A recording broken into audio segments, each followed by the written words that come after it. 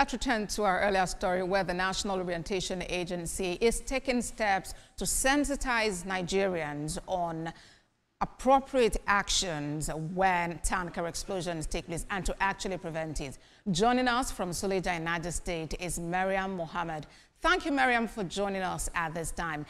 Give us a better understanding of what is happening, the steps the NOA is taking, and how the community is actually responding to this enlightenment campaign.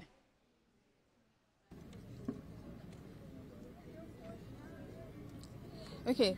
Yes, we are here in Gurara Local Government Area Council in Suleja to sensitize members of this community on the danger of scooping fuel from falling oil tankers, because this incident happened last week where 98 people was reportedly killed.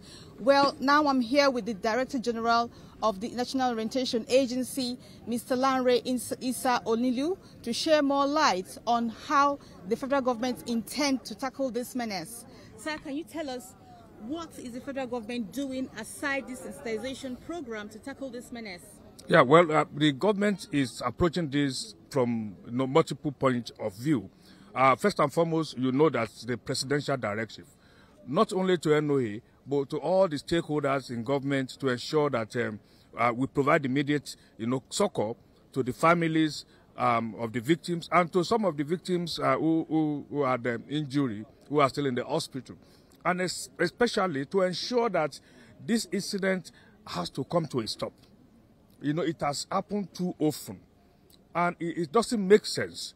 And we have also realized that we can do all the awareness, which we have, flagged off, and in all the local government today in Nigeria, all our personnel are carrying out sensitization and creating awareness.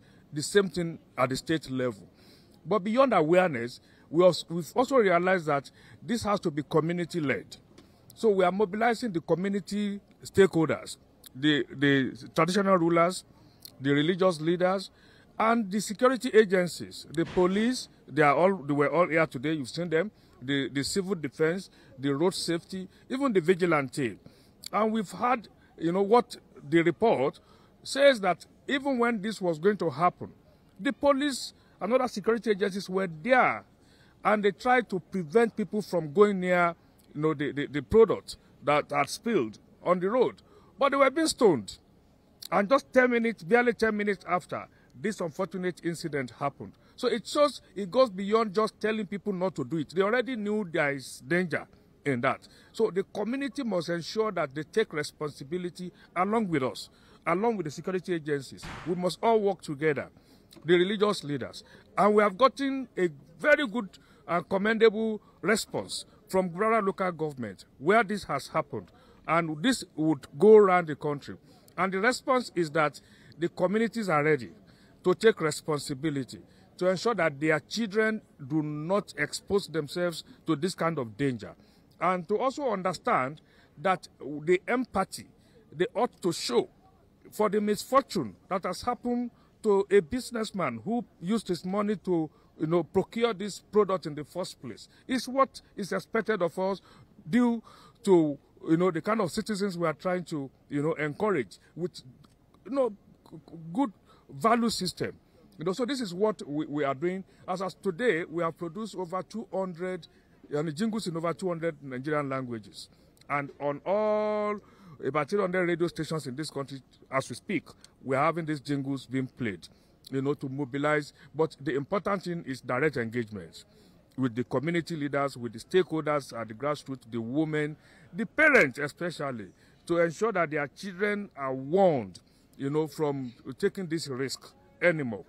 And it's not just about fuel, it's also about any product for whatever.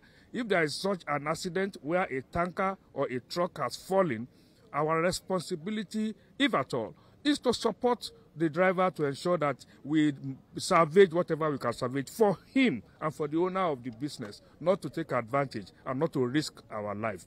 So this is... All right, right there was the